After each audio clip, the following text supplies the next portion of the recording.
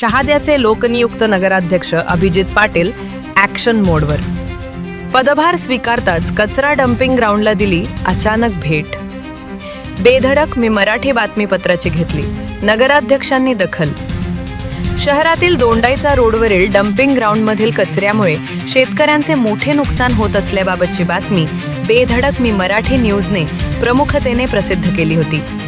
या वृत्ताची दखल घेत शहाद्याचे नवनियुक्त नगराध्यक्ष अभिजित पाटील यांनी पदभार स्वीकारताच थेट डम्पिंग ग्राउंडवर धडक दिली.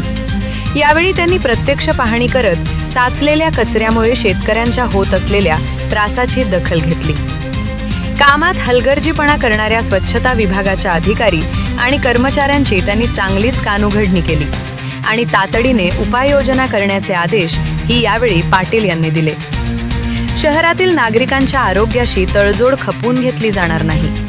कामात कुठलीही अडचण असल्यास थेट माझ्याशी संपर्क साधा, असा स्पष्ट इशारा यावेळी नगराध्यक्षांनी दिला. आधी काम नंतर राजकारण ही भूमिका घेत नगराध्यक्ष अभिजित पाटील यांनी जनतेसमोर कामातून आपली कार्यशैली अधोरेखित केल्याची चर्चा शहरात सुरू आहे. शहादा शहर स्वच्छता मोहिमेला वेग येणार असल्याचे या पाहणीतून स्पष्ट होत आहे. अभिजित पाटील यांच्या या ॲक्शन मोडमुळे परिसरातील नागरिकांमध्ये समाधान व्यक्त होत आहे. रुपेश राजपूत, बेधडक मी मराठी न्यूज, शहादा. आपण शहादा शहरामध्ये घन कचऱ्याची व्यवस्था कशी चांगल्या पद्धतीने राबवता येईल याच्यासाठी आम्ही आज सुरुवात केलेली आहे. खरं तर मागच्या काही दिवसापासून या जागेवर खूप मोठ्या प्रमाणामध्ये अव्यवस्था आहे. रोडवर कचरा टाकला जातो आणि त्यामुळे नागरिकांना, प्रवाशांना फार मोठ्या प्रमाणामध्ये त्याची अडचण सहन करावी लागते. आज आम्ही प्रशासनाला, नगरपालिकेच्या प्रशासनाला सोबत घेऊन सूचना दिलेल्या आहेत की येत्या 2 दिवसाच्या आत रोडवर असलेला सर्व जो घनकचरा आहे तो कंपाऊंडच्या आतमध्ये आला पाहिजे.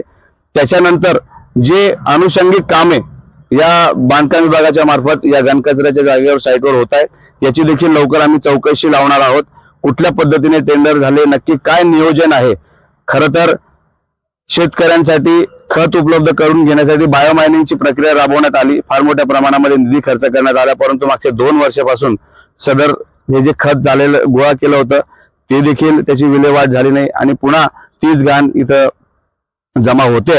आपल्याला हे शहादा शहर अधिक स्वच्छ कसं करता येईल, अधिक सुंदर कसं करता येईल याच्यासाठी आम्ही प्रयत्न करणार आहोत.